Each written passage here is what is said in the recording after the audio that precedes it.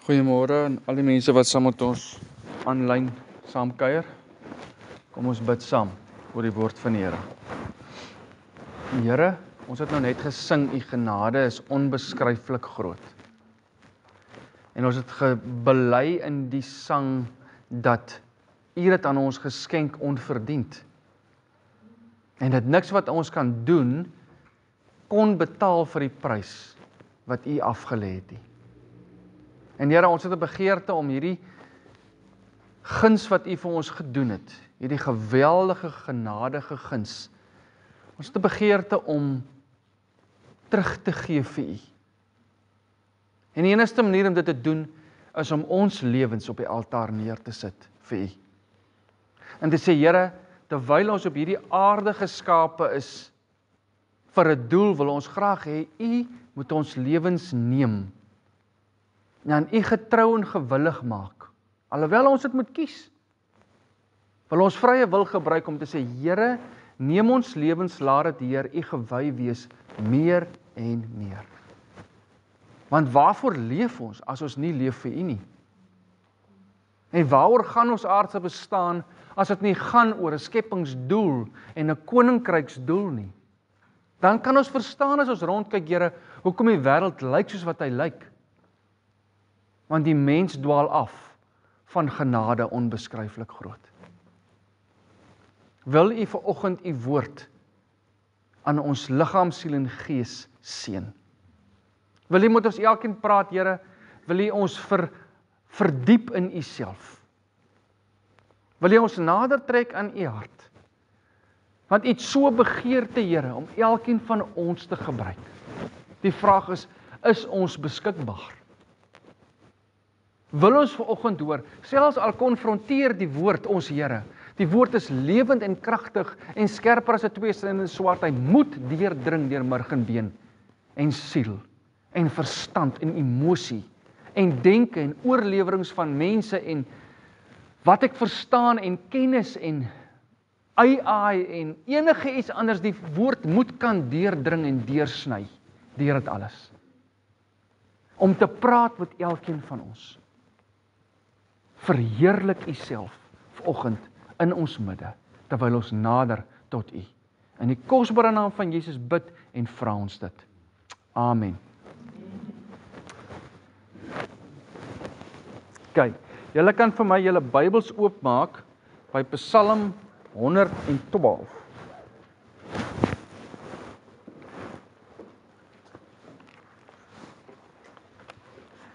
Van die van julle wat niet is by ons of net by ons kuier,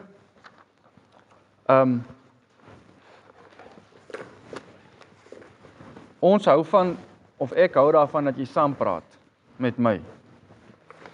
Ek hou nie van 'n lesing gee nie. So ek vra vir jou om saam met my te lees en te enige stadium te voel dat as die Here iets op jou hart sit dat jy dit moet deel, want dit is wat die gemeente veronderstel was om te wees van die begin af. Ja, Paulus het deur die nag gepreek en ouens het by vensters uitgeval en gesterf en weer wakker geword en weer opgestaan en alles. Maar die idee is nou nie laat ons nou vanaand 12:00 toe gaan nie. Tensy julle wil, dan vat ons hom. Dan gooi ons. Ja. Laasweek geoefen. Is dit? Het Jakobus hom gedruk? Hy laat weet my, hy sê hy dalk sy boundaries oorskry met die tyd. Maar ons ken mos nou tyd hierso. As alles aan die Here behoort tyd ook aan hom, né? So, en as die Here 'n woord op iemand se hart lê, is die laaste ding wat ons moet doen, is om die Here se woord te beperk met ons groot word idee dat kerk is net van instap tot uitstap 45 minute. 'n uur is amper te lank. Dan begin moan mense. Jy moet 'n bietjie daar in die Kongo, in Nigerië, daai plekkies, hier op in Malawi moet jy bietjie gaan kerk hou, kyk jy hoe lyk dit. Jy kom vanmôre daaraan en jy stap hier by 4:00 stap jy daar weg. Dit is hoe dit gaan. En hulle kla nie, want dis nie 'n kultuur van dit gaan oor my en 'n kort stukkie dan moet ek huis. Nee, dit gaan oor hierdie dag is uitgesit vir die Here. So ek wy hierdie dag aan die Here. So ek is verskriklik dankbaar vir broers wat kan instaan vir my toe ek 'n bietjie plaas toe kon gaan en gaan sien hoe lyk my handtam wêreld wat ek in jare nie so mooi groen gesien het nie. Ja, dit is ons is die Here so dankbaar vir daai reëns. My buurman sê ons het 160 mm van Februarie af tot nou toe gehad en ons jaarlikse reënval is 180. So die winter kom nog. So ons is die Here so dankbaar en ek is so dankbaar saam met elke ou boer daar buite wat moes deur moeilike tye gaan. En onthou, dit reën nie geld nie. Dit vat 'n tyd om te herstel, so hou maar ook elke produsent in jou hart wat die kos produseer wat op jou bord is. Goed. Psalm 112 het my die laaste 2 weke gekonfronteer. En ek wil saam met jou deurgesels deur hom en ek wil hê jy moet saam met my lees en ek wil hê jy moet saam met my praat en ek wil hê jy moet saam met my dink, maar ek wil een ding vir jou vra. Pas op vanoggend vir 'n opinie. Pas op vanoggend vir 'n opinie, want weet jy wat is 'n opinie? 'n Opinie is klanke wat by jou mond uitkom wat gebaseer is op vorige ervarings. Of gedagtes wat in jou hart verskyn gebaseer op vorige ervarings en oorvertellings van mense en boeke wat jy gelees het of enigiets. Maar as jou opinie nie gefundeer is in die Bybel nie, pas op vir hom. Dan is dit nie noodwendig die waarheid nie. Die waarheid is 'n persoon, is nie 'n opinie nie. Jesus sê ek is die weg, die waarheid en die lewe. Hy is die enigste mens op aarde wat homself ooit genoem het die waarheid. Hy is die enigste mens op aarde wat hom ooit genoem het die weg en die lewe. Niemand kom by die Vader, niemand sal verstaan waaroor jou aardse bestaan hier gaan en ontwy aan die Here en gered word en uitkom by die Vader behalwe deur die een wat homself die weg noem, die pad, die waarheid, sy lewe is die waarheid, sy beginsels is die waarheid en die lewe. In Johannes 15 sê hy wat die seun het die lewe. Hy wat nie die seun van God het nie lewe nie. So hy moet sy aardse lewe geniet, want is geen lewe hierna nie. Right, so as jy 'n opinie wil hê, dink dit vir 'n oomblik. En ek sê nie moet dit nie lig nie, ek sê wees versigtig vir jou opinie. Want ons praat oor 'n moeilike onderwerp hier vanoggend in die menslike bestaan.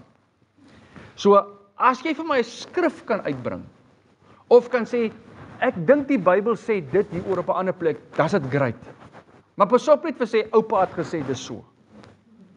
En oupa het vir pa geleer, pa het vir my geleer. Verstaan? Want ons is geneig om dit te doen. En as jy om 'n vuurtjie en dan dop 'n dingetjie uit, dan is daar opinies. Maar tensy jou opinie nie in lyn kom met die persoon wat die waarheid genoem word nie, is jou opinie nie die waarheid nie.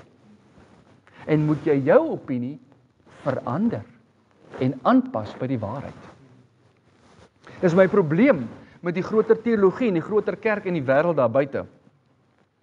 Is dat hulle wil hê ons moet aanpas by die tydsgees. Ons moet aanpas by die manier wat mense dinge doen vandag, terwyl ons het 'n standaard wat die woord is en die woord is 'n persoon. Ons moet aanpas by hom. Hy moenie verander om lekkerder en koeler te raak vir ons nie. Dit is nie die kerk se plek om vir jou 'n gerieflike bank te gee, waar jy kan sit en waar die koffiemasjien die beste bone in het. Dis nie die kerk se werk nie.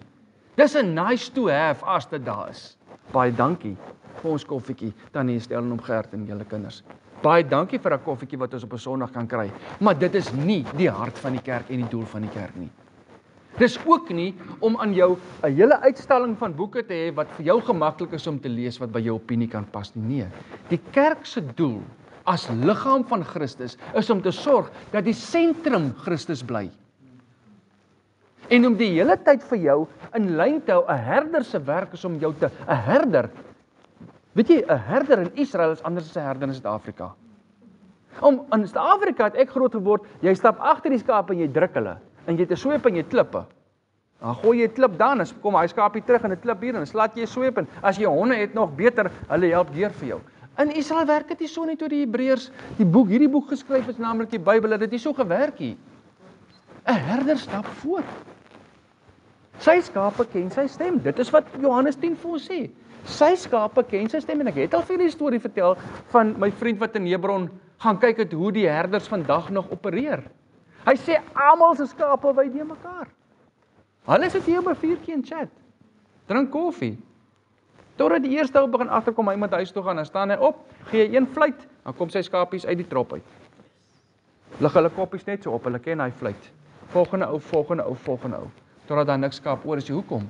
Hulle ken die stem van die Here, dit stem presies ooreen met Johannes 10. So ons moet lees, ons moet bedink, sella, die woordjie sella sal jy baie in die psalms sal jy kry, dit beteken stop en dink. Lees, stop en dink. Keer binne toe, Here, hoe moet ek oor hierdie vers dink?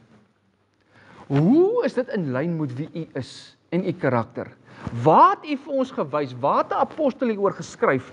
Waar is daar 'n storie in die Ou Testament wat saam met dit gaan? Hoe maak ek dit deel van my lewe? Hoe pas ek my lewe hierby aan? Hoe pas ek aan by U, Heer, wat daar staan?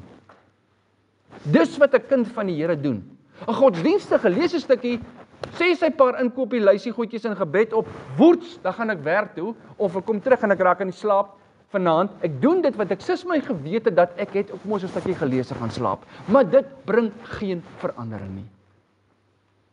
Dit laat jou net oukei voel dat jy dit gedoen het. Maar wanneer die woord skerper is as 2 snydende swaard en dit dring deur, dan konfronteer dit jou. En jy het 'n keuse as jy gekonfronteer word. As my vrou my konfronteer met iets, uit liefde uit, het ek 'n keuse. Ek kan dink oor wat sy sê, of ek kan aanstoot neem. En as ek aanstoot neem, begin ek onmiddellik verdedig. Dis wat ons doen. Familietwiste, kwaai vriendskappe, vat hulle, huweliksprobleme, konflik, wat nie uitgesorteer word nie. Konflik is deel van die lewe. Jy gaan gekonfronteer word elke dag. Hoe gaan jy dit hanteer? Of jy embrace en sê, okay, ek hoor, kom ons praat daaroor, ek gaan nie aanstoot neem nie, kom ons, hier kan ons verbeter op die saak, en ons leer dit en ons gaan vorentoe, of ek neem aanstoot en ek doen dit, ek stoot weg. Want as jy nie met my saamstem oor hierdie saak nie, kan ons nie verder saamstap nie. Toe maak, anders kan die mense nie hoor. En my bors haar raam ook hier toemaak. Daar's 5. Baie trots op daai 5. Goed, so, dis wat die woord doen. Die woord konfronteer ons, en die woord wil ons leer daardeur. En as die woord vanmôre met jou praat en konfronteer, moenie aanstoot neem nie. Right, kom ons lees. Psalm 112. Seën van die godsvrug. Halleluja! Welgeluksalig is die man wat die Here vrees, wat 'n groot welbehae in sy gebooie het. Hierdie man, sy nageslag, is geweldig op die aarde. Die geslag van die opregtes sal geseën word. Alles nog wonderlik, nê? Ons hou van dit. Dis 'n baie lekker stukkie om vir iemand aan te stuur. Maar die beste kom nog. Oorvloed en rykdom is in sy huis, en sy geregtigheid bestaan tot in ewigheid. Lekker. As jy nou hierdie woordjies gaan intik in die internet in Engels, dan gaan ek vir jou beloof, jy gaan 500 preke kry wat so op. Wat beteken oorvloed en rykdom? Daar's menigte ouens met baie netjiese pakke, blinkskoene, groot kerke, wat vir jou gaan verduidelik, wat beteken dit, dat jy altyd die beste van alles moet hê, as jy die Here dien. Maar, omdat dit in die Bybel staan, kan ons ook nie sê dit staan nie daar nie. Ons kan nie die teenpool probeer soek en sê, nee, kinders van die Here moet maar net altyd teen die grond sit en vergaan van armoede en dit moet stikkend en morsig en dan is dit nou 'n teken dat jy die Here dien. So ons kan nie oorvloed en rykdom neersit en sê ons meet dit teenoor sê maar geloof nie. En sê hoe meer jou geloof is, hoe meer is die oorvloed en rykdom nie. Want ons het nie dan 'n standaard of die regte liniaal waarmee ons dit meet nie. So, ek sit toe met hierdie ding, en ek sê, Here, U ken nou my hart. Ek het lank in die charismatiese wêreld geopereer, en U weet hoe 'n versie soos hierdie, wow, dit was lieflike kos, om voor te staan voor 'n lekker skare, en dan sê jy, dis die Here se hart vir jou, oorvloed en rykdom, en volg hom, en hy sal dit vir jou gee, totdat ek myself in plekke ingehardloop het, vol geloof dat oorvloed en rykdom beteken wat ek dit gedefinieer het as aardse klomp materiële dinge en baie geld. En toe ek hierdie skrifgie proklameer oor daai saak wat ek nou inhardloop, toe werk dit nou nie. En hoe meer ek Here begin soek in 'n saak, hoe meer begin die oorvloed nie oorvloed meer word nie, maar te min. En hoe meer dit die rykdom, volgens hoe ek die rykdom gesien het, begin wegraak. En was ek al hoe meer gekonfronteer in my hart, maar hoekom staan dit dan daar? En Here, hoekom sê U dan dit is so, maar dit is nie so nie? En geliefdes, dis waar Christendom se tekkie die teer tref in jou lewe. Wanneer dit wat jy glo op die proef gestel word. Want ek het vir julle gesê, en jy kan dit maar in jou hart vasmaak, die oorgang van versoeking na beproewing toe is vir my 'n baie mooi beeld. Versoeking beteken 'n geleentheid om te sondig, en dieselfde geleentheid om te staan. En beproewing beteken, hoe lank sal ek staande kan bly? So, versoekings gaan kom van die vyand af, met 'n klomp dinge in jou lewe. En as jy gaan staan, dan gaan dit sê, ek gaan dit beproef, hoe lank jy kan staan. En dis die beginsel van 'n spesifieke stam in Afrika, ek het die naam vergeet wie hulle is, wat as hulle kompeteer vir 'n vrou, dan staan 2 manne op 'n paal. 2 pale? En jy mag net op een been staan. En dit is 'n hoop paal. En die eerste ou wat val, verloor. En die tribe mag die hele tyd jou aandag probeer aftrek. Hulle kan enigiets doen, maar hulle mag nie iets na jou toe gooi nie. Hulle mag nie aan jou raak nie. Hulle mag ook nie die paal skud nie. Want die beginsel van staande bly is om gefokus te wees. So jy moet 'n fokuspunt kry en jy moet staan.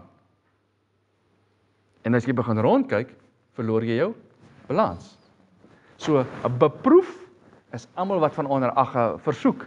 Praat met my. Kom, ek wil vir jou iets sê. Wat van dit? Gooi goeders en hulle word opdrag gegee. Jy moet met hierdie ou. Ja, jy moet woel met hom. En daai ou moet staande bly en gefokus bly.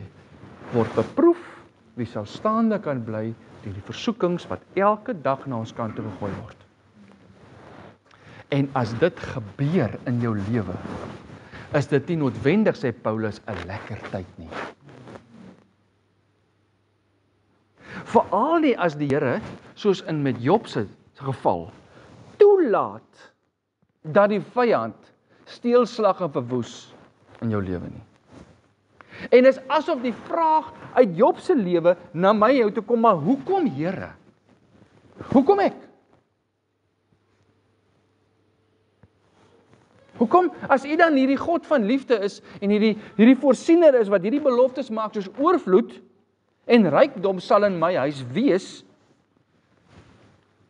en die vyand sal sy net stel, ag man, jy kan hordes psalms uithaal.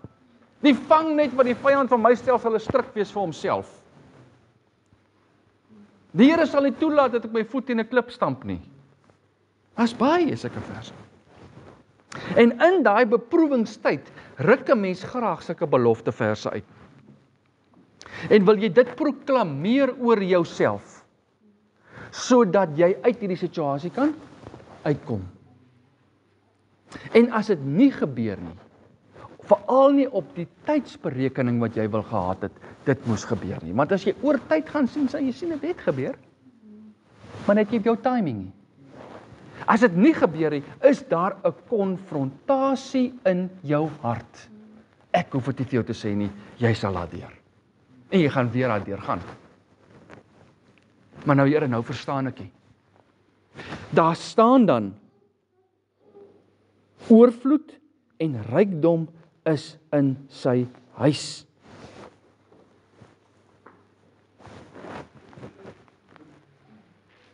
Maar Here, ek kan nie hierdie rekening betaal nie, ek kan nie daai betaal nie. Ek het my apteek, gaan ek hierdie maand kan bybring nie. Kinders is 2 keer dokter toe. Nou wat nou? En waar los dit jou dan as Christen? Waar los dit jou as volgeling van Jesus, wanneer hierdie beloftes wat aan jou verkoop is, as 'n tool om te gebruik in jou tyd van krisis, as dit nie werk nie? Waar los dit jou? Ek sê jou sê waar dit jou los. Het los jou met meer vrae as antwoorde. En dit bring jou partykeer by 'n plek, is hierdie hele ding van die Christen wêreld die waarheid? Is daar nie ander opsies om te ondersoek nie? Is dit nie moeite werd om die Here te dien? Sê 'n broer van my, wat ook 'n mentor is, hy sê vir my, Bou, voor jy nog nie daai vraag gevra het jy nog nie die pad gestap nie. Voor jy nog nie gevra het, is dit die moeite werd om die Here te dien nie, het jy nog nie die pad van beproewing gestap nie. As jy nog nie die soen van Judas geproe het in jou lewe, van iemand wat 'n bitter naby aan jou is, wat jou in die rug steek nie, het jy nog nie die bedieningswêreld geproe nie.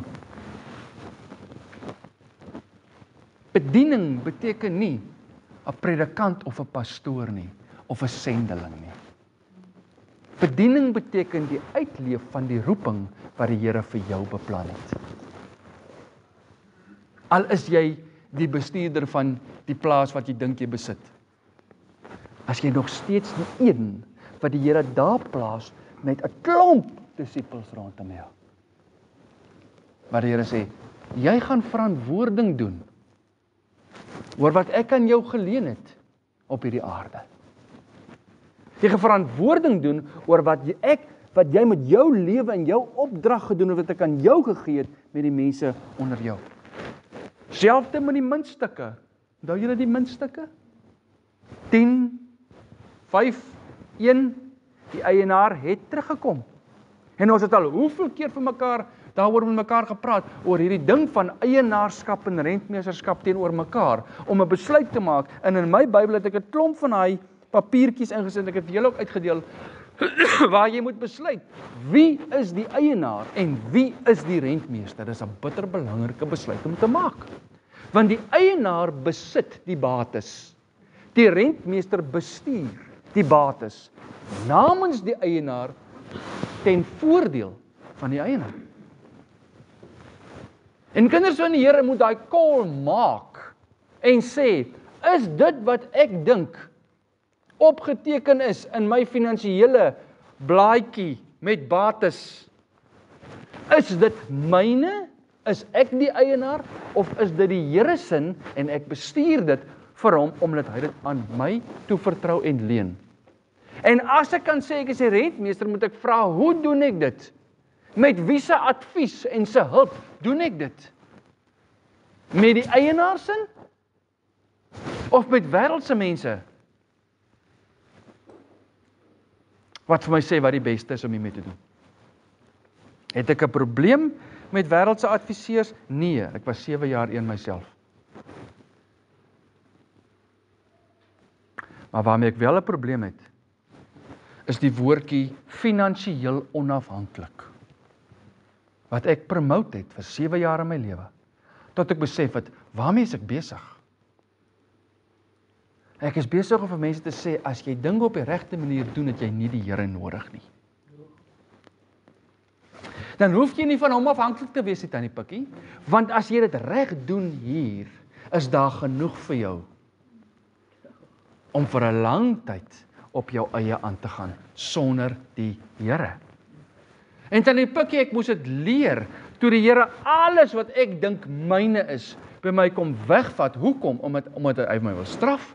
Nee, omdat ek vir hom gesê het, Here, U is die pottebakker, ek is die klei, vorm my en maak my soos U wil, leef U doen met my uit op die aarde, en hy sê, okay, Om dit te kan doen, gaan ek jou moet leer dat hierdie eienaarskap van jou is nie joune nie, so ek gaan dit alles van jou af, nee, ek gaan moet toelaat dat steelslag of verwoes alles by jou vat. Sodat ek het ten goeie kan dit meewerk op 'n latere stadium, sodat jy kan leer wat afhanklikheid van my beteken. So die vyand dink hy wen, maar hy wen nooit. Nie een steelslag of verwoes in jou lewe wat die vyand doen, kan ten goeie van hom meewerk nie. Dis nie wat die woord sê nie. Die woord sê ten goeie van jou alles. Goed en sleg, hoe jy dit ook al definieer, sal ten goeie meewerk as jy kan staan bly op hy paal om te sê, al verstaan ek niks wat nou hier aangaan nie, ek weet en ek glo die Here sal dit ten goeie meewerk, maar ek het dit nie begryp nie, want die wêreld het my kop so vol kennis gedruk van hoe lyk finansiële advies en hoe lyk finansiële beplanning en hoe lyk welvaart en hoe lyk rykdom en hoe lyk oorvloed. Dis wat die wêreld gedoen het, dat ek nie kon dink hoe om Jesus in hierdie prentjie in te bring en te sê, is die eienaar en ek is die rentmeester. Of my kliënt wat aan die ander kant van die tafel sit, ons twee is saam rentmeesters van dit wat aan die Here behoort nie. So kom ons bid oor hierdie saak. Kom ons bid oor hierdie eiendom. Kom ons bid oor hierdie bate. Kom ons bid oor hierdie belegging. Kom ons vra die Here wat om te doen. Ek het dit nie verstaan nie, ek moes dit leer.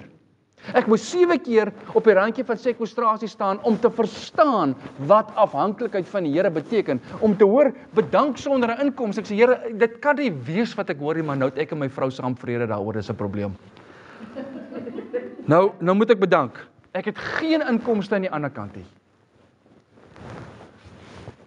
Om te verstaan dat die Here vir my wil leer. Nie om my skade aan te rig nie. I know the plans I have for you. Verstaan, ons haal maklik Jeremia 29:11 aan, hè? Ek weet die planne. En die Here sê dit vir jou, as jy Jeremia 29 gaan lees, sê die Here dit vir sy volk in 'n krisis. Hy sê dit vir sy volk nadat hy hoeveel van hulle af moes wegvat, omdat hulle nie wou luister nie.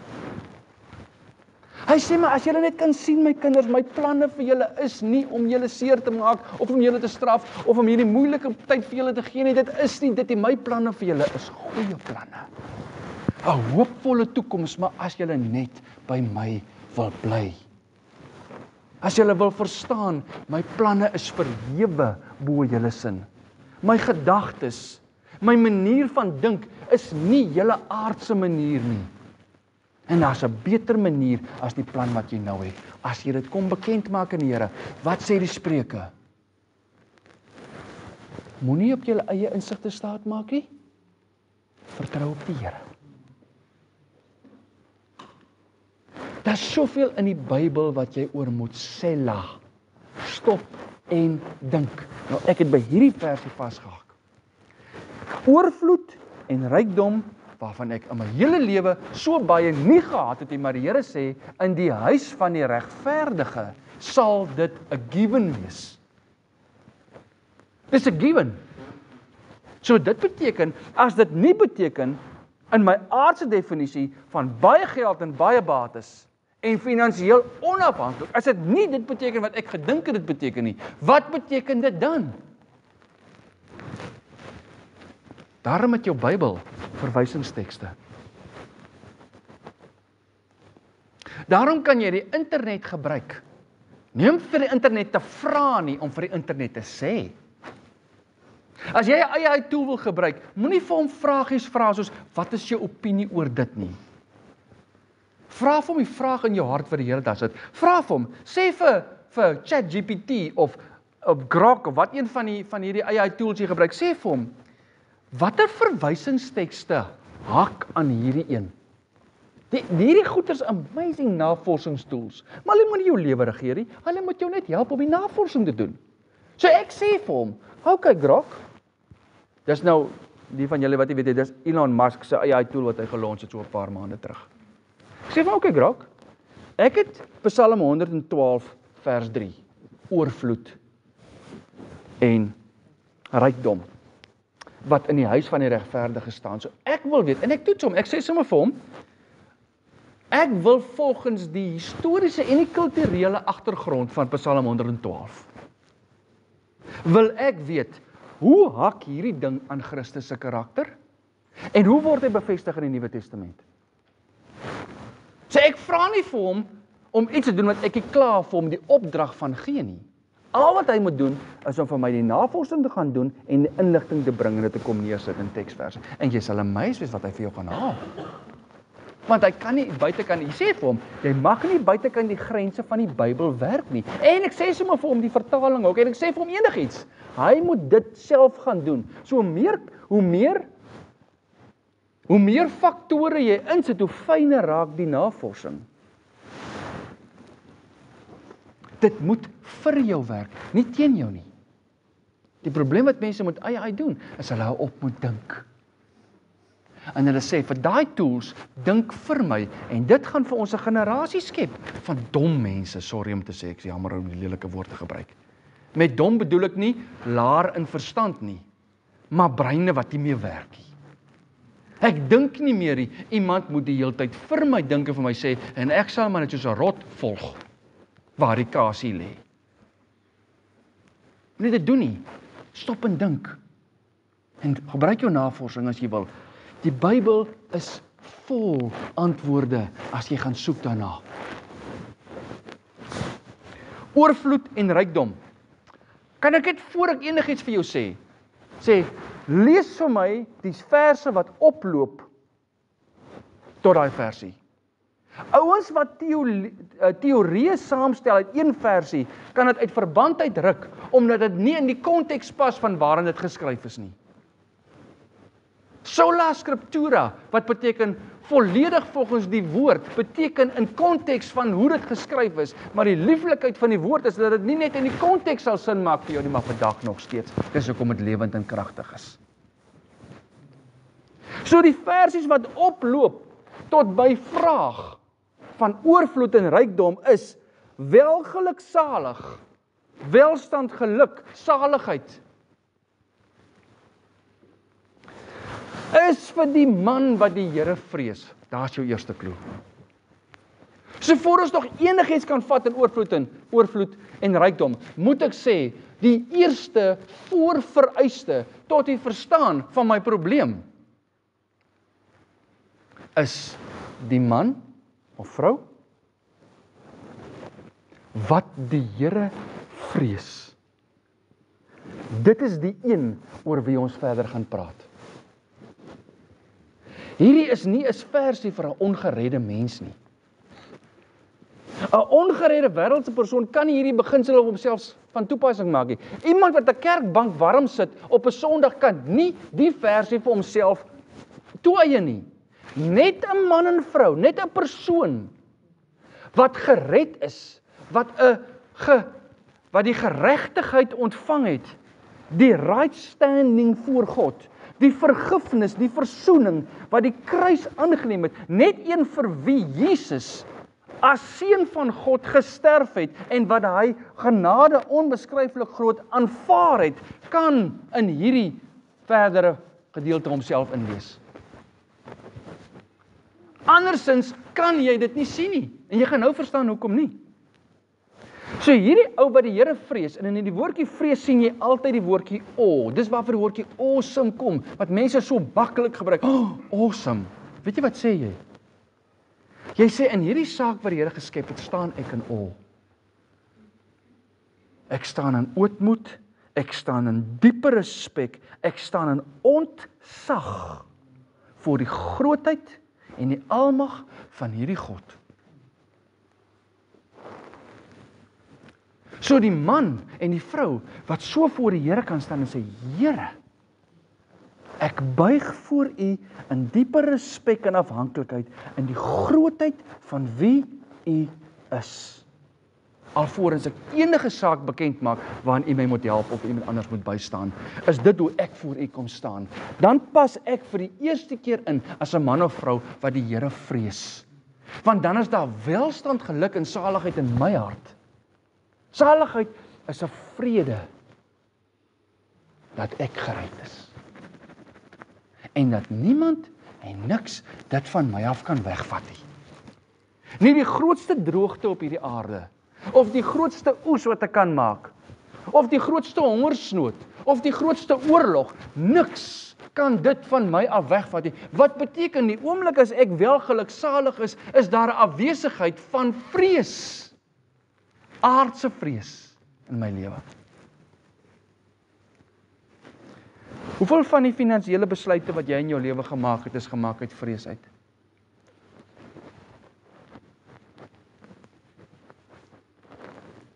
Hoeveel van die finansiële beplanning wat jy doen, word gedoen uit vrees vir môre en oormôre en 60 en 80 en gaan ek 100 jaar oud raak en dan gaan my geld opraak in die bank. Hoeveel van daai goed word gedryf deur die aardse vorm van vrees? Want dan kan daar nie saligheid en welstand en geluk in jou lewe wees nie, want 'n lewe van vrees is altyd bekommerd oor die dag van môre. Maar 'n man wat in awe en 'n vrou wat in awe staan voor die Here, in hierdie vrees van die Here, hy sê, die woord sê, moenie vir jou bekommer oor die dag van môre nie. En as die woord sê, ek moet my nie bekommer nie, dan moet ek dit inoefen in my lewe. En as iemand vir my vra, hoe gaan dit? Dan is my eerste woorde nie die bekommernis oor die dag van môre nie. En ek is geneig om eerste dit wat verkeerd gaan vir jou te vertel in my lewe. Hoekom doen ons dit? Hoekom bring ons slegte situasies eerste as iemand vir my vrou gaan het? Dan gooi ek daai goed eerste. Hoekom? Ek wil weet, dis nie 'n verdoemenisvraag nie, ek wil weet. Sê vir my, hoekom dink julle as iemand vir my vra, sê net maar in die middel van die groot droogte wat ons gehad het. Hoekom sal die eerste woorde by my mond uit wees, "Yes, like it man, dit gaan taai op die plaas." En dis nie dat jy nie opreg is daaroor nie, né? Dis nie dat jy nie opreg is daaroor nie. Dis net die eerste ding wat uitkom, is die klagte oor die situasie. Nou as dit waar is wat in Psalm 112 staan, Elbie, dan beteken dit oorvloed en rykdom vir my wat 'n geredde kind van die Here is, wie se plaas in 'n droogte toestand is, of die oes is afgeslaan deur die haal, of whatever die case may be, dan moet dit van toepassing wees daar.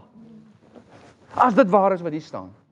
Anders is die Bybel nie waar, en as die Bybel nie waar is, wow. Dis wat die ateïste probeer, om vir jou te wys hoeveel contradiction is daar in die Bybel. Wat hulle uit konteks uithaal. Ek het 'n gedagte, dat die mens wil jammer gekry wees. Ek het 'n gedagte dat wanneer ek iets op die tafel sit en iemand kan my jammer kry, dan skep dit 'n geleentheid vir jou om iets te doen aan dit wat my probleem is.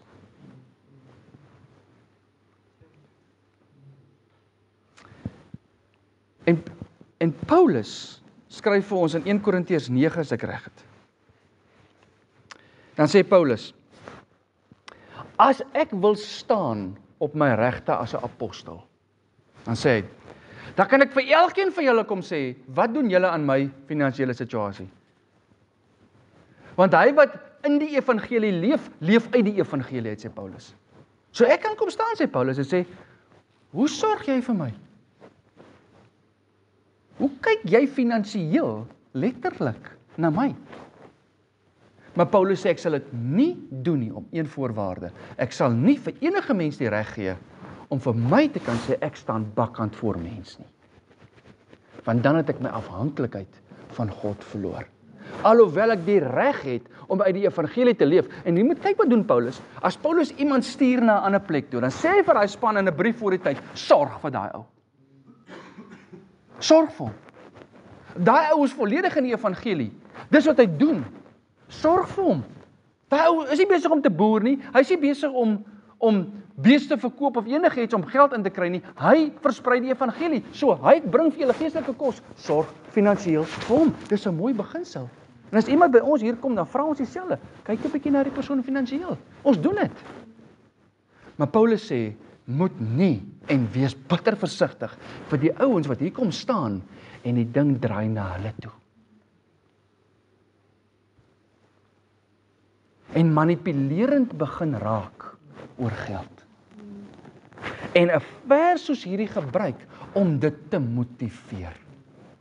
Daarom sê Paulus, werk ek met hierdie 2 hande as 'n tentmaker, om te voorsien aan my uitgawes. En as enige iemand iets bring, soos Epaphras wat nog hom kom kuier in die tronk, en vir hom 'n mandjie bring, met 'n klomp goed in, onder andere geld, dan sê hy, dankie, want die Here het dit in julle hart gewerk, ek het nie daarvoor gevra nie, ek sê dankie. Dit is so 'n man en 'n vrou van God in die evangelie, jy kan hulle uitken. Hulle praat nie oor hulle eie sak en hoe hulle te swaar kry die heeltyd en gooi net die heeltyd die fokus op die plek dat jy hulle so moet jammer kry dat jy agterna kan kom en kom sê, maar hier is ons 'n bedrag geld sodat jy tog net kan lewe. Dis 'n selfbejammering en 'n teken dat jy nie afhanklik van die Here is. Want die Here sê, ek is jou herder, jy sal wat kort kom? Niks. Jy sal niks kort kom nie. En as jy niks kort kom nie, raak oorvloed en rykdom iets anders. Want dan beteken dit miskien, my geliefde, dat dit wat jy nou het, oorvloed en rykdom is. En of dit R5 is, of 50 miljoen, dit wat jy nou het, is oorvloed en oorvloed. Een van sy betekenisse in sy oorsprontaal beteken genoeg. Hoe mooi is dit? Genoeg. Wat beteken genoeg? Versorg. Jy kort niks. Dit is genoeg. Die nice ding van oorvloed is, dit beteken ook meer as genoeg. Beteken genoeg vir my en om te deel. Waar bevestig die woord van die Here dit vir ons? As hordersplekke, maar ek wil dit enetjie vir jou uit wat by die mooiste van hulle almal omtrent is, en dis die vroutjie wat haar laaste bietjie meel en olie het. En die profeet kom van die berg af. Nadat die Here vir hom op die berg gesorg het met boerdery. Nee, wie het vir hom wat aangedra op die berg? By die spruit van Krit, Elia.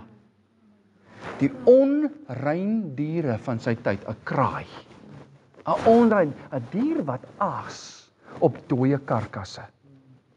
Onrein. Dra met daai onrein bek vleis en brood aan vir die profeet. Ons leef. Toe droog die spruit van Krit op. Nee, dis man van God, die spruit mag nie opdroog nie, dit moet oorvloed en rykdom wees, die spruit mag nie opdroog nie. Nee, want die Here het 'n ander plan.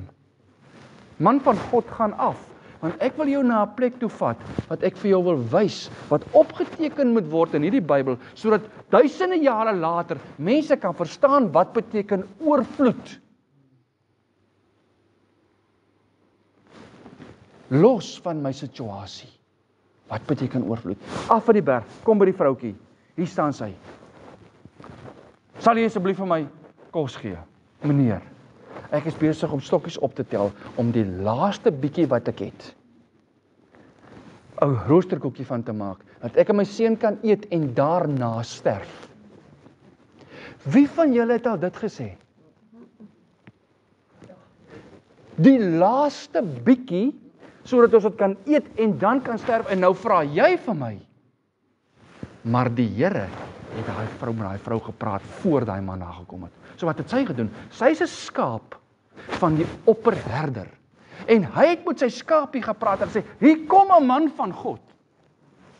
Die woord sê die Here het met haar gepraat. So toe sy dit hoor, het sy 'n keuse gehad om te sê, "Okay. Een van twee goed met hom hier gebeur. As die bietjie net genoeg is vir my en my kind en ons gesterf, dan hoe is dit moontlik dat ek kan afstaan? Dat ek kan deel." En die man van God gaan heeltemal te ver. Hy sê, "Nou, wow, maak eers vir my. En dan dit wat oor is van die bietjie, vir jou en jou kind, met 'n belofte by. met 'n belofte by. Dit sal nie opraak nie. Want die God wat daar praat, deur daai profeet, is dieselfde God wat hier sê, oorvloed en rykdom sal in hierdie persoon se huis wees. Dis dieselfde God van Psalm 23 wat sê, jy sal niks kort kom nie. Dis dieselfde God wat vir ons skryf in Matteus 6 vers 33, as jy die koninkryk en sy geregtigheid, want Elia verteenwoordig op daai stadium die koninkryk en sy geregtigheid, sy regte stand teenoor God, verteenwoordig die man van God Elia, hy's 'n beeld van Christus Jesus. As jy die koninkryk en sy geregtigheid eerste stel, dan sal die res, en die Bybel sê, al die res. Alles wat jy nodig het om genoeg te hê, sal bygevoeg word. Dis cheap om dit net te lees en te sê en aan te stuur en nie te verstaan wat daar staan nie. Dit is wanneer die disippels by Jesus kom aanhardloop en sê, wat bedoel jy ons met hierdie 5000 mense kos gee? Dis net mans, wat van die vrouens en die kinders? Dis mal. Hy sê, wat het julle? En wat het hulle by hulle? By 'n klein seentjie gekry? Is 2 visse en 5 broodjies of andersom?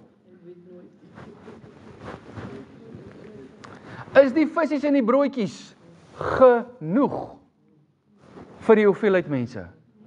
Nee. Maar die een wat dit in sy hand vat, is dieselfde God as wat al hierdie goed wat ons nou gepraat het geskryf het. En wat sê hy? Wat ek in my hand vashou is oorvloed en rykdom. Dit is meer as genoeg vir ons en om te deel. Daarom vat hy dit en hy vra, Vader, seën dit. Hierdie oorvloed wat ek in my hand vashou. En uit die bietjie voed hulle nie net daai hordes mense wat daar sit nie. 5000 mans alleen, kom ons sê 5000 vrouens is 10 en ons kom ons sê net daar was elke huis het net een kind gehad. Dan is dit nog 5, is 15000. Eet en dit tel 12 mandjies vol oor op. Presies dieselfde wonderwerke wat gebeur by die man van God Elia wat by die vroukie kom en toe sy doen wat God vir haar beveel het en wat Elia vir haar sê, toe raak die olie en die meel nie op nie, tot wanneer toe nie? Totdat dit weer gereën het. Want hy selfde man van God het gesê vir 3 jaar en 6 maande gaan dit nie reën nie. Hy het vir koning Agab gaan sê. En toe daai 3 jaar en 6 maande klaar maak en dit begin reën, en daar is weer koring op die lande, toe stop die olie in die kruik. Want toe is daar weer op 'n ander manier voorsiening.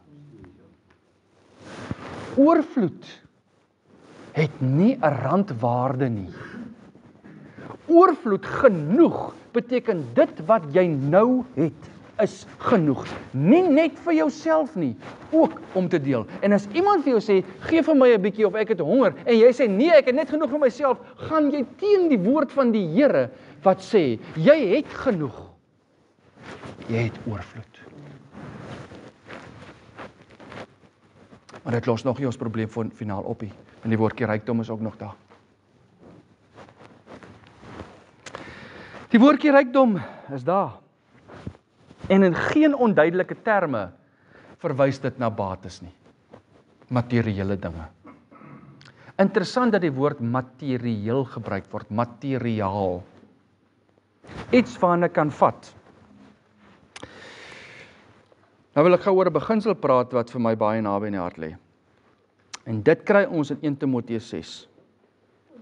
Ek moet nou deur 'n paar goed spring. Ek gaan eers hang in there with me. Hebreërs 13 vers 5 gaan ek gou eers lees.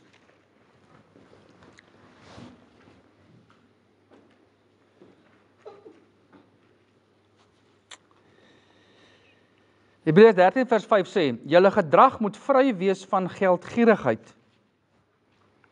Wees tevrede met wat julle het. Want hy, Christus het gesê, ek sal jou nooit begewe en jou nooit verlaat nie. Daarom kan ons met alle vrymoedigheid sê, die Here is vir my 'n helper en ek sal nie vrees nie, wat sal 'n mens aan my kan doen?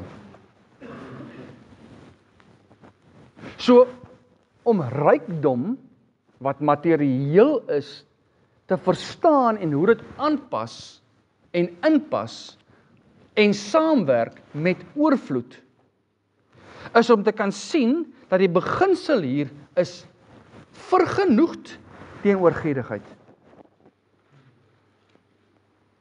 Vergenoegd teenoor gierigheid.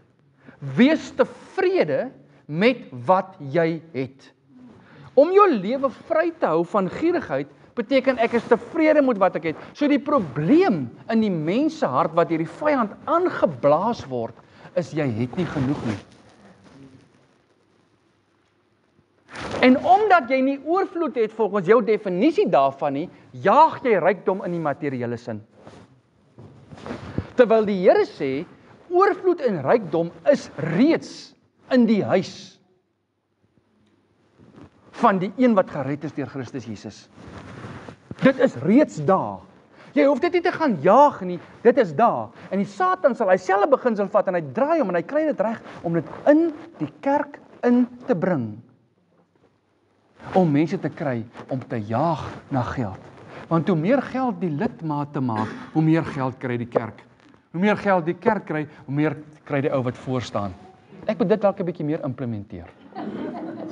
Gampie, ek is nou moeg vir my 650, ek soek 'n 1200 op broer. En ek sien die Here sê vir my, jy moet dit vir my koop. Dit is net 'n grappie vir almal wat nou na die ding luister. So gierigheid het twee bene. Vergenoegd, né? Vergenoegd aan die kant sê ek is tevrede en as ek tevrede is, hoef ek niks te jaag nie.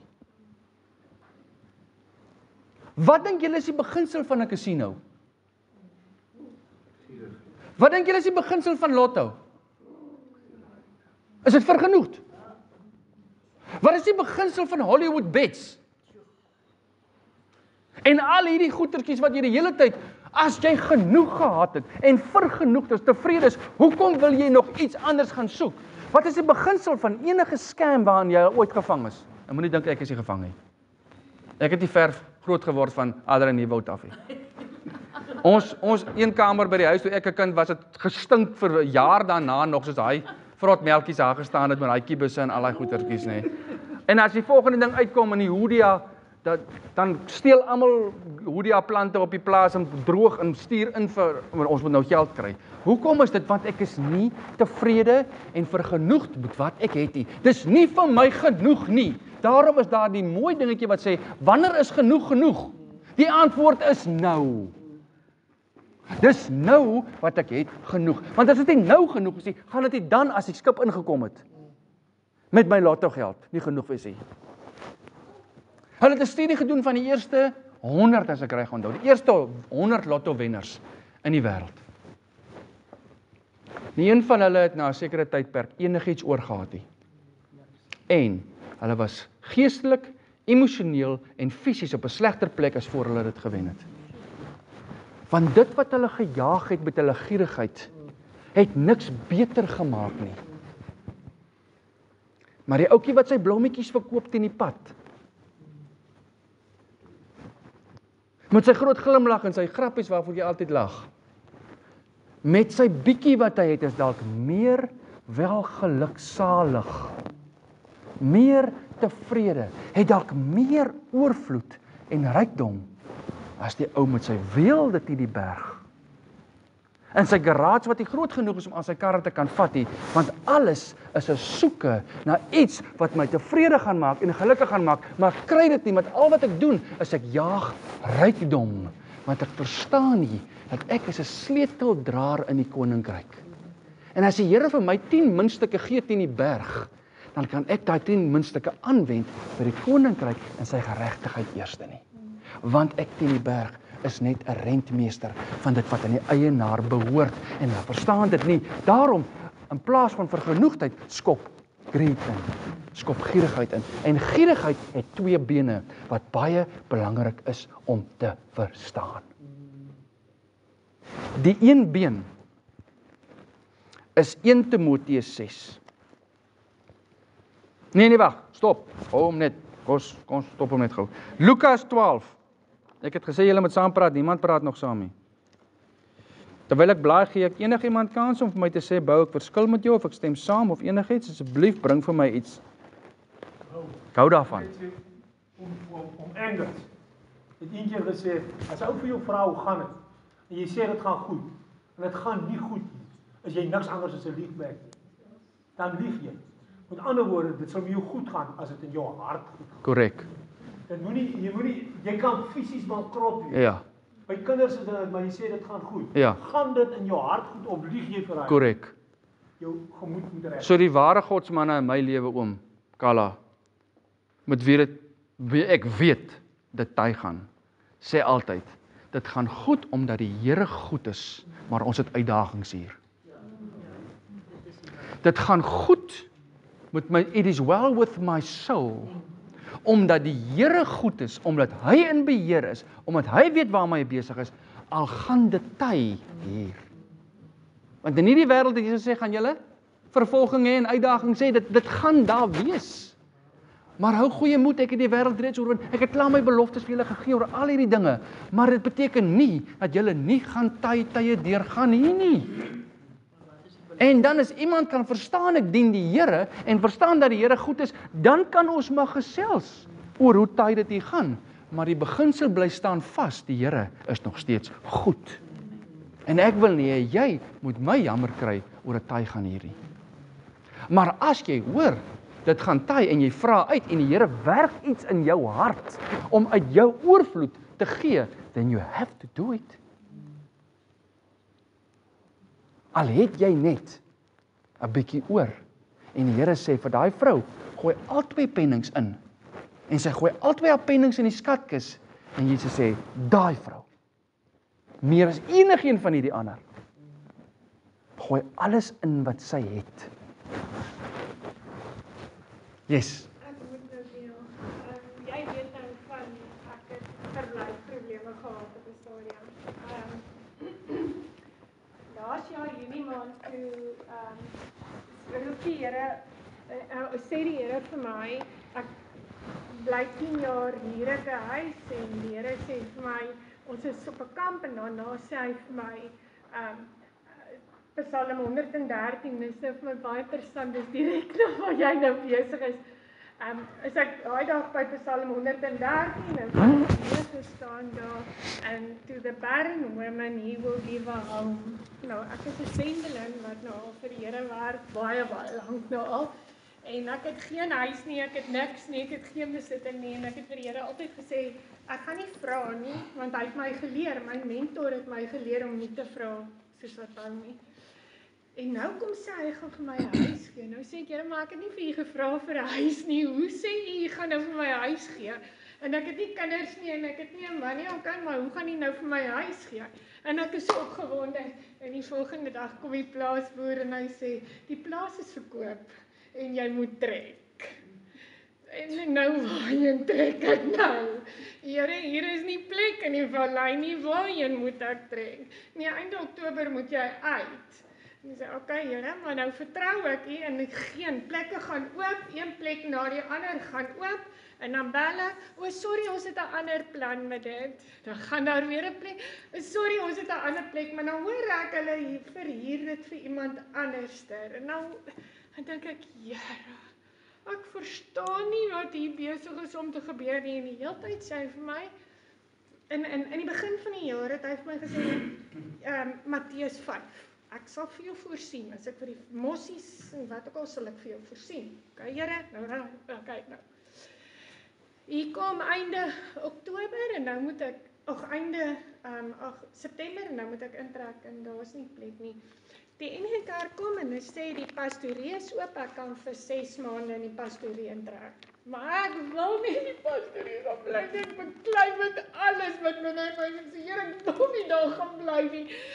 Okay, maar ek sal daar gaan bly. Nou ja, die dag toe ek daar intrek, toe is dit die fees van tabernakels in Israel en hy sê vir my, jy is nou in jou tabernakeltyd, fees van tabernakeltyd. En nou wat beteken dit? Ek het nie blyplek nie. Dit beteken ek gaan in 'n tent in bly. Okay, Here, nou wat is hierdie tent? Okay, die 6 maande gaan verby en daar's geen plek in die vallei nie. En ek moet trek. En die kerkraad kom en sê vir my, Elmyn, jy moet uit. Volgende week moet jy uit. En daar is nie plek nie. Nou waarheen nou? Maar nou het ek al my ouers se meubels, ek het altyd oralste waarheen ek gegaan het ek alles weggegee.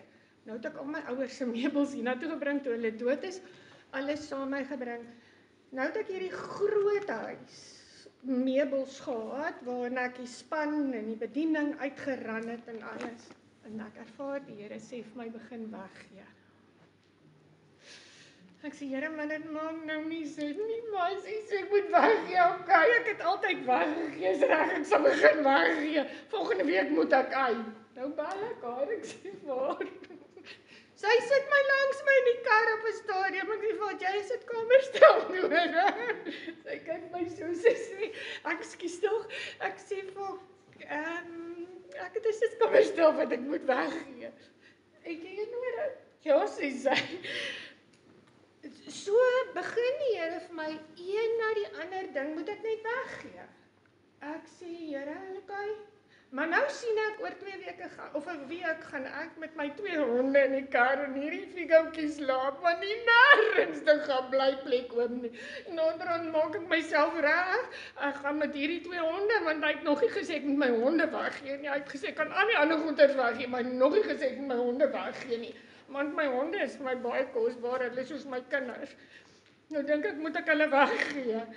Maar ek wil nog nie hulle weggee nie, want ek weet nog nie ek moet hulle weggee nie. Maar ek is reg, ek sal in die Figou slaap. As ek moet in die Figou slaap, dan gaan ek nou maar daar by hulle op die plaas gaan trek en ek sal maar in die Figou slaap. Waar ek ook al moet, sal ek naderhand sê, ek gaan iewers daar in Stofland sal ek 'n hok gaan opslaan en ek daar bly maar. En dit gaan nie met my, ek gee een ding na die ander gee ek weg. En een van die plaas van die kerkraadslede kom na my toe en sê vir my, daar's 'n huis oop in die dorp. Jy kan daar gaan huur. Maar toe ek daar instap, toe weet ek dat ek weet, dis nie waar ek moet bly nie. Ek weet dit nie. Want baie goeders, ek gaan nou nie in detail ingaan nie. En ek stap daar weg. En ek bel hom en ek sê, maar ek moenie, hy sê, maar jy moet nou vat wat jy kry. Jy is nou ondankbaar, soos wat nou al soveel keer, die 10 jaar wat ek in die vallei werk, is dit weer dieselfde woorde wat ek kry. Jy moet maar vat wat jy kry. Jy moet maar net tevrede wees. En daar staan iets binne in my op, en daai wat jy van, ek raak ongelukkig, dinge in my eie hande wil vat, en ons is besig met 'n boek, The Bite of Satan. Ek weet nie of julle hom al gedoen het nie, maar dit is 'n amazing boek, maar die Here is besig om die hele tyd met my te praat oor hierdie offense ding. Ek moenie offense vat nie. Ek moenie aanstoot vat nie. Nou moet ek hierdie ou, hy sê ek moet vat wat ek kry en ek weet ek moet dit nie vat nie en ek begin te huil en ek is op daai plek waar ek nie meer kan nie. Totaal en al breek. Want ek weet oor 2 dae moet ek uit en ek weet nie waarheen nie. En ek sit en ek huil net daar voor die Here. Ek is naderhand weet ek nie meer nie. Nou, hulle weet nou, hulle bid, hulle dit snaaks, like hierdie span van my, maar hulle weet nie waar ek is op daai stadium nie. En ek ervaar, ek sê, Here is alright, ek het vir u gesê, maak nie saak wat nie, ek sal later kan vir julle, wat ek vir die Here gesê het, vat alles, en ek het nie besef toe ek vir hom gesê het, vat alles nie, gaan hy alles vat nie, want toe vat hy alles. En ek sit daar nou heilig en ek ervaar die Here sê, of ek nie die Here ervaar nie, ek ervaar net met my foon vat, En ek moet weer boodskappe begin uitstuur. En onder andere vir julle, en ek het Ceres toe uitgestuur en gedink, okay, nou trek ek uit hierdie vallei, het ek nou genoeg gehad van hierdie vallei, ek wil nie meer bly nie. Maar ek weet die Here het my geroep om hierdie ding te doen, maar nou verstaan ek nie, want die deur gaan nie oop nie, en dit is aklig hierso, dit is nie, daai ondersteuning, die liefde, niks is daar nie. Ek voel so, en ek weet nie waar jy nie, en hy sê vir my, bly stil, jy praat nie 'n woord nie. Jy sê vir niemand nie, jy bly stil. Here. Maar hulle weet, hulle sien so ek kry swaar en wat ook al. En ek tel daai foon op en ek begin weer boodskappe uitstuur vir julle en Ceres en wat ook al. Stuur uit en die volgende oomblik bel 'n boervrou my wat toe nou al oor en oor vir my nee gesê het. Bel sy my en sy sê vir my, in die WhatsApp sê ek sal in 'n plaaswerkershuisie gaan bly, maak nie saak nie, asseblief, maar nou sien ek as ek in 'n plaaswerkershuisie gaan bly, dat ek tot hierdie bed waarop ek slaap moet gaan, want ek weet, daar gaan nie spasie wees nie, nou sê ek, Here, okay, gaan hierdie bed ook gaan, so het ek hom gesaai, en moes hy ook gegaan het, en sy sê, ons het 'n 2 vertrekhuis. Daar's 2 kamers en 'n kombuisgedeelte. Wat ons vir jou vir 6 maande kan gee. 6 maande, miskien na 'n jaar toe, maar kan ek vir jou wat langer gee nie. Ek sê asseblief, ek sal dit vat. Ek weet nog nie hoe dit lyk nie. Maar nou het ek al weggegee. Toe ek op daai eiendom kom en ek staan en ek kyk na hierdie plekkie, toe weet ek dat ek weet. Dis waar ek moet wees. En toe ek daar staan, toe sê die Here vir my, en hierdie is nou waar jy gaan gesond word. Hierdie is nou waar ek gaan kom en jou kom gesond maak. En hy gee vir my daai gedeelte van, wees stil, en weet ek is die Heer, en ek weet nie, jy het nou al gelees nie, maar daai wees stil beteken, Jehovah Rapha, die stil wees is Rapha. Dit beteken, ek gaan jou kom gesond maak. Wees stil, want ek gaan jou kom gesond maak. En hy sê vir my, nou kom bly jy stil hier, en hulle gaan nie weet waar jy is nie, en jy gaan nou vir die gemeente sê, jy wil nou aftyd hê, jy wil nou nie meer werk, jy gaan nou tyd afvat. Ek sê, Here, en dan waar kom my geld vandaan? Hy sê, nou vertrou jy my. So nou moet ek teruggaan en vandag en sê, julle, ek moet nou my sabbatical tyd afvat, en ek weet nie hoe lank dit is nie, maar ek weet, daar gaan dalk gesê word, dan gaan ons jou nie meer betaal. Maar dan vertrou ons meneer die Here Maar saam met dan jou. moet ek hom daarvoor vertrou. Maar net daai ding van wat jy, en ek wil nou bely teenoor julle, ek wil vir jou jammer sê, Bou, en ek moet vir die ander vroukie ook wat ek voorgestuur het, daai ding van, dis so waar, daai wat jy sê, as iemand vra hoe gaan het, dit gaan so sleg. Want ons soek simpatie. Toe ek vir jou daai boodskap gestuur het, wou ek gehad het, jy moet vir almal in die gemeente stuur, hoorie, ons het hierdie sendeling daar, kan ons nie net, ek is eerlik, en ek wil vra, sal jy my vergewe, en sal julle my vergewe as jy dit uitgestuur het, maar ek weet dat ek vandag nie moet wees, want ek moes hierdie boodskap gehoor het, want die Here moes kom bevestig het, dat dit wat hy besig is om te doen met my, is 'n anderste pad. Die Here gebruik mense, maar hy het nie ons nodig nie. Presies daai ding, en hy het nie, dis nie finans. Nee, Die wonderlik. rykdom is verhouding. Lieflik. Baie dankie vir die deel. Sorry, Bou, Nee, is reg. so lank was. Dis reg. Ek wil net gou die 2 punte van gierigheid met julle deel wat vir my belangrik is. Die een is, julle kan dit neerskryf, is Lukas 12. Die gelykenis van die ryk dwaas, en dis 'n belangrike opskrif, die gelykenis van die ryk dwaas. Dis 'n ou, ek gaan net vanaf julle lees. Toe vertel hy hierdie gelykenis, 'n ryk man, vers 16. 'n Ryk man se grond het goed gedra, groot oes gehad, né? En hy het by homself geredeneer gesê, wat sal ek doen, want ek het geen plek waar ek my oes kan insamel nie. My store is nie groot genoeg nie. Toe sê hy, dit sal ek doen, ek sal my skure afbreek en groter bou, en ek sal daar al my opbrengste en my goed insamel. En ek sal vir my siel sê, siel, jy het baie goed wat weggesit is vir baie jare. Neem rus, eet, drink, wees vrolik. Maar God het aan hom gesê, jou dwaas.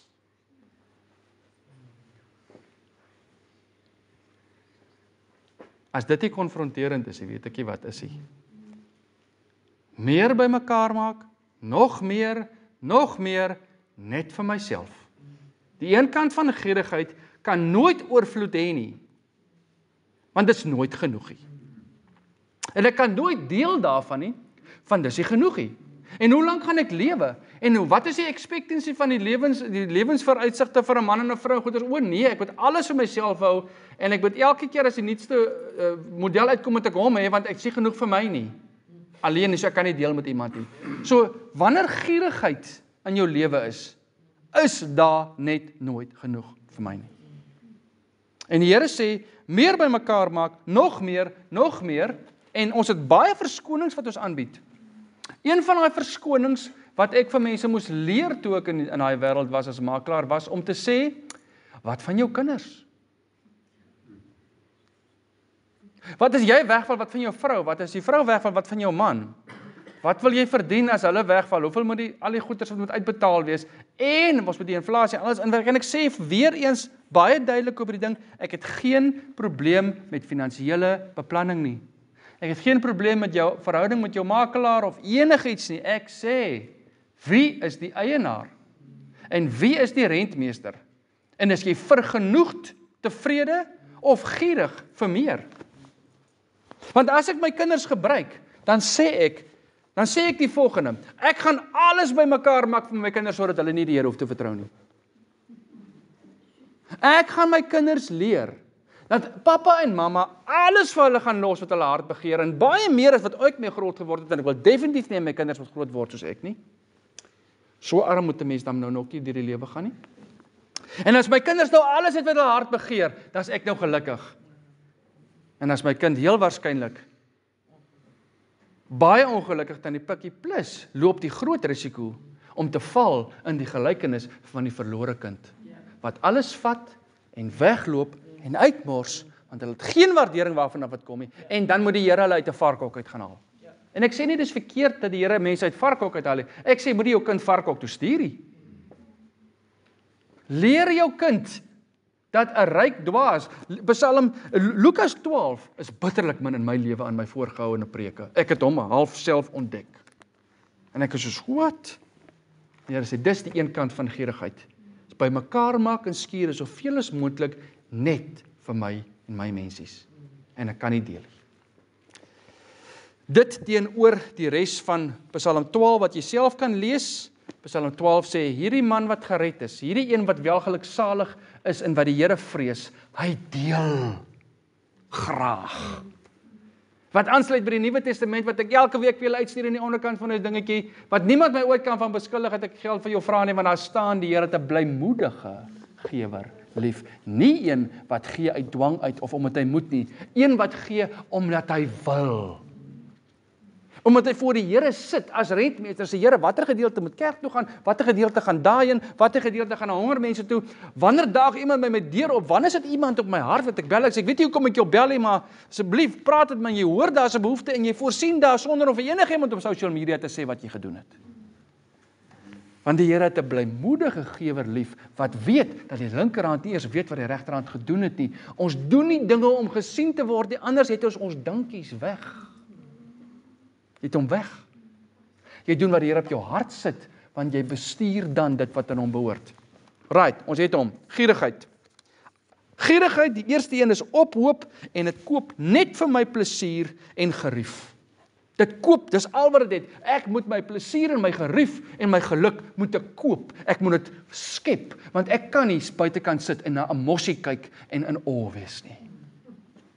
Want ek dien nie die Here met my hele hart nie, en definitief nie met my besittings nie, want dis myne. Die Here kan sy 10% kry, maar die res is myne. En jy verstaan nie dat hy sê die oomblik as jy gered is, het jy afgeteken op alles nie. Jy sterf aan myne. Net soos wat die huwelik vir ons leer, as die twee by mekaar kom, gaan die ek en die ek dood aan ons raak ons. En die oomblik as ek opstaan, moeilikheid. Maar wanneer ek sterf, en ek dink die hele tyd, wat is die beste vir ons? Daarom vra ek vir die Here, wat is die beste vir ons? U is die eienaar, ek is die rentmeester, ek trek ook voordeel hier uit, lieflik, die Here sorg vir my, maar wat is die beste vir ons in hierdie saak? En die Here sê, hou daai en verkoop daai en vat daai en sy geld soontoe, skenk daai en vir daai ding. Sê, great, ek doen dit. Ek dink hier daaroor, ek dink nie hoeveel ek verloor, ek dink hier daaroor, want ek doen wat die Here sê, ek moet doen met wat aan hom behoort. Dit staan teenoor gierigheid wat sê, ek moet ophoop en 'n ryk dwaas raak wat alles bymekaar maak. Dis die een kant van gierigheid. Die ander kant van gierigheid is, ek kan nie deel hê. Ek het nooit genoeg om vir my eie mense te sorg nie. Daar's genoeg in die bankrekening. Daar's genoeg van alles, maar weet jy wat? Dis 'n verknorsing in my hart om R5 te spandeer. Ek sukkel om dit uit te gee. Ek kry dit nie reg nie. Synigheid. Gierigheid lê ook in synigheid. En albei word gedryf deur vrees. Die een wil bymekaar maak sodat daar genoeg kan wees, die ander wil net hou wat ek het, want ek vrees wat gaan gebeur in die dag van môre. En ons is nog nie rykdom klaar gedefinieer nie, so ek wil net gou sê dat 1 Timoteus 6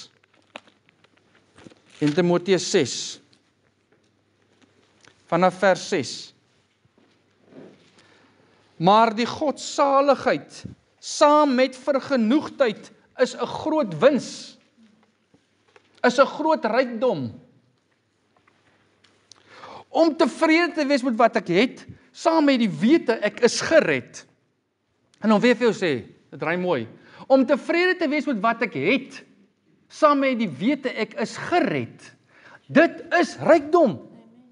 Wat beteken die oomblik as ek besef dit is rykdom, dan sê 1 Timoteus 6, want ons het niks in hierdie wêreld ingebring nie, en dit is duidelik dat ons ook niks daaruit kan wegdra nie. Ek het nie as 'n eienaar hier ingekom nie, en ek gaan nie as 'n eienaar hier uit nie. Maar as ons voedsel en klere het, moet ons daarmee vergenoeg wees. Hierdie is geweldig konfronterend. Rykdom in materiële definisie word gemeet of jy vandag klere aan het en of jy kos op jou bord het.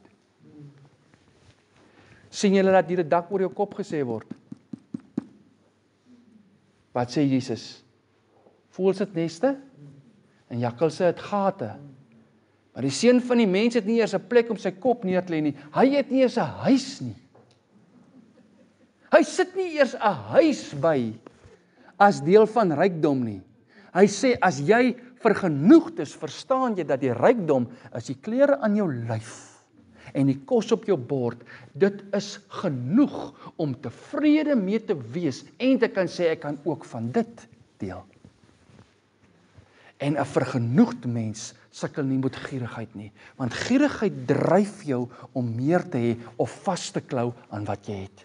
Of jy wil soveel as moontlik bymekaar maak, of jy wil net so klou aan die bietjie wat jy het. En albei vat jou weg van tevrede, albei vat jou weg van oorvloed en rykdom wat nou op hierdie oomblik in jou huis is, punt.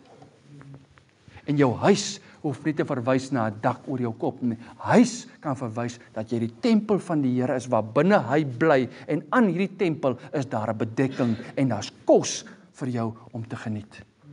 Deur my moeilikste van finansiële tye het ek nog nooit honger gaan slaap nie. Nog nooit. So in my moeilikste van finansiële tye as 'n rentmeester het ek rede gehad om te sê, daar's oorvloed en rykdom in my huis, want ek is tevrede met die feit dat ek kos het en klere het, en dat ek gered is, die godsaligheid, saam met die tevredenheid in die kant. Dit maak dat ek kan sê, prys die Here vir oorvloed en rykdom in my huis tot so 'n mate, dat ek die bietjie wat ek het, kan deel blymoedig. Blymoedig. En weet wat gebeur dan, my geliefdes? dan gebeur dit wat soveel mense in hulle hele lewe nooit sal beleef nie. En dit is wanneer die Here die sluise van die hemel oopmaak. Wanneer die Here die sluise van die hemel oopmaak, en iemand kom ry by jou aan, en gee vir jou 'n stel sleutels, en sê, die Here sê, hierso.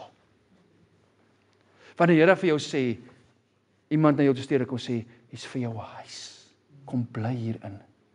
Wanneer iemand vir jou sê, stuur vir my jou bankbesonderhede, ek het iets op my hart, en hulle betaal vir jou 'n maand se salaris in.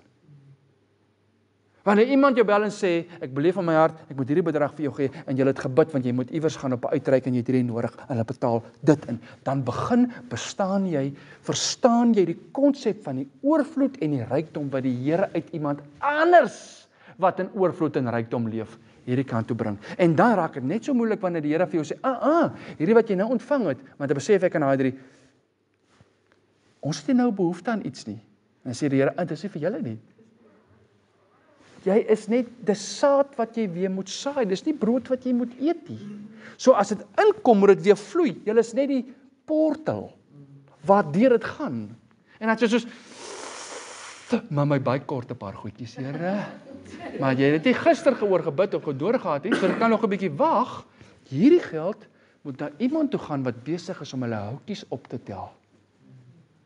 Vir hulle laaste. En jy moet deel met hulle. Dis wat gebeur as jou hart vry raak van gierigheid en jy inbeweeg in vergenoegdheid en verstaan, rykdom en oorvloed is nie daar nie, dis nou hier. En dit het niks te doen met hoeveel nulletjies daar in jou internetbank verskyn nie. Niks te doen daarmee nie. Dit het te doen met 'n beginsel wat vasraak in jou hart van hierdie dag af. En in my huis het ek oorvloed en rykdom, en daarom is ek tevrede en kan ek deel met 'n blymoedige hart, want ek weet, kom môre sal die Here môre weer sorg. En kom 60 en 65 en 80 en 100 en hoe oud ook al die Here wil hê ek moet raak, dan sal hy elke dag wat opvolg op hierdie een, sal hy opnuut met sy genade vars maak vir my en jou, en hy sal vir ons sorg, want hy het nie sy karakter as 'n herder verloor wat sê, juis my skaap, aan jou sal ek voorsien nie. En in ons vallei geliefdes, gaan ons dit moet vasmaak in ons hart, anders gaan jy nooit kan deel nie, want jy gaan of by mekaar maak vir nog, of jy gaan vashou in die bietjie wat jy het, of die baie wat jy het, ek weet nie. Maar jy gaan nie welgeluksalig kan wees nie. Want jy gaan nie 'n rentmeester wees wat bestuur namens die eienaar nie. Jy gaan iemand wees wat manage vir jouself. Dit bring nie vreugde nie.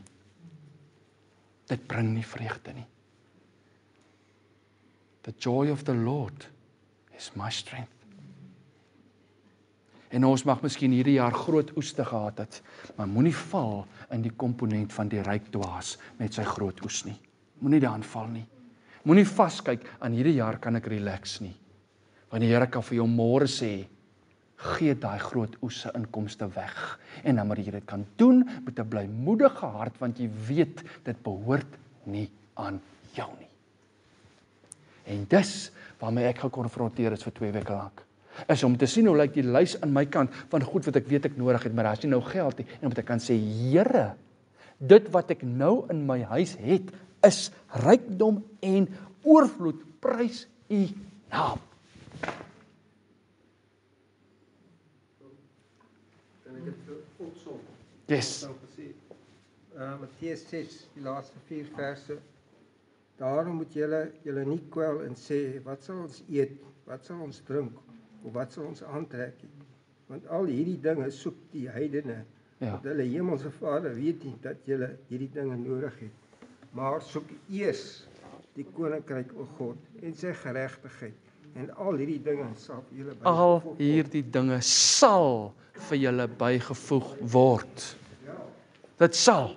Kwel julle dis nie oor môre nie, want môre sal oor sy eie dinge kwel.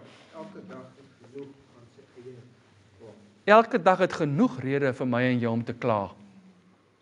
Maar elke dag het genoeg geleentheid om vergenoeg te wees en tevrede te wees en te sê, prys die Here, Here, waar kan ek met die bietjie wat ek het nou, waar kan ek 'n verskil maak?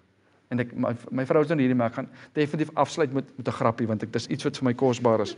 Maar ek lag nie vir sulke mense nie, maar ek gaan dit vir jou vertel, dan gaan ek afsluit met 'n versie.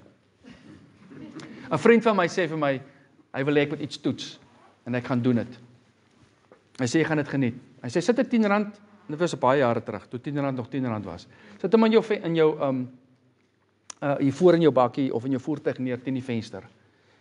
En dan draai jy die volgende, en ek doen dit toe, dit werk nou so uit. Kom by 'n robot, en hier kom 'n ou, en hy sê, maar geldjie vir 'n halwe broodjie. Ek sê vir hom, broer, hier lê R10, maar die R10 het ek nou uitgesit, vir iemand wat 'n dop wil koop. Dit is nou nie vir 'n brood. Dis nou nie 'n broodgeldjie nie. Dis nou nie 'n broodgeldjie nie. Maar die wind is uit daai ou se seile uit, nê? Heeltemal uit. Maar hier onder in die robot sit 'n ou en hy vlieg op. Hy sê, meneer, ek is jou man. Hier's hy. Hier's hy. Ek is jou man. Hy R10 is myne. So wat wil ek sê? Presies wat een van julle net nou gesê het oor eerlikheid, dink ook Allah. Wees eerlik met die Here. Dink jy nie hy weet nie?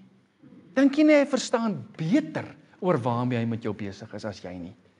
Dink jy nie hy sien verder, oneindig ver soos ons gesing het nie? Dink jy nie hy weet presies wat jy nodig het nie? Dink jy nie hy sal dit gee nog voor jy vra nie, daar so vers ook? Nog voordat jy vra, weet ek reeds wat jy nodig het. Jy het oorvloed. Jy het rykdom. Vers 19 van Filippense 4. En my God sal elke behoefte van julle vervul na sy rykdom in heerlikheid deur Christus Jesus. Dit is nie net fisies nie. Dit is geestelik. Wanneer jy die rykdom en die oorvloed het, reik uit na iemand anders toe sonder om 'n penny te hoef te gee, partykeer, is die oproep, die soontoe ry, die saam bid, die hoe gaan dit met jou? Hier's vir jou 'n chocolaatjie. Enige iets man wat jy kom sit, is wat jy deel van oorvloed en rykdom. Jou tyd, jou aandag, die ophelp van iemand van die grond af. Jy gaan sit en huil saam met iemand in 'n situasie wat sleg is. Dis ook gee van die oorvloed en rykdom. Want aan die kruis van Golgotha het ek en jy ontvang oorvloed en rykdom, genade, onbeskryflik groot. Wat doen ons met daai genade? Ons kan dit nie vir onsself hou nie. Ons moet dit gaan deel. Blymoedig gaan deel. Versus om dit vir myself te hou en ek het groot geword met jou godsdienst en politiek is 'n persoonlike saak. Jy praat met niemand daaroor nie. So moet ek maar my hoekie sit en vergaan daaroor. Nee man, waar is die vreugde? Nee man, waar is die vreugde om met iemand 'n getuienis te kan deel, te kan sê, as die Here dit vir my kan doen, kan hy vir jou ook doen. Ek kan nie sê wanneer nie, maar ek kan sê die Here gaan dit vir jou doen. Staan vas. Ek staan saam met jou. Ek bid saam met jou. Môreoggend 6:00 bel ek jou, dan bid ons saam. Al is dit winter en is koud tot 6:00. Jy sal nie glo wat hy gebed vir jou gaan doen 6:00 nie. Jou hele dag gaan gemaak wees. En jy het niks ontvang, jy het gegee. Maar die blessing wat jy inwin daardeur is groter as die bietjie tyd en vroeg opstaan en opoffering wat jy uit jou oorvloed tyd en rykdom geleentheid gegee het. So mag die Here hierdie week in jou hart werk met Psalm 112. Gaan lees hom verder, daar's soveel meer wat ek vir jou gelees het. En ek hou daarvan om altyd te sê, gaan vat hom verder. Want as jy in die Here Jesus Christus is jy wel geluksalig en is daar rykdom en oorvloed in jou huis. Wat doen ek en jy daarmee? Amen. Die Here sal jou seën en jou behoed. Die Here sal sy aangesig oor jou laat skyn en jou genadig wees. Die Here sal sy aangesig oor jou verhef en aan jou sy vrede gee. En nou mag die genade van ons Here Jesus Christus en die liefde van God die Vader en die gemeenskap van die Heilige Gees met jou wees en met jou bly. Amen.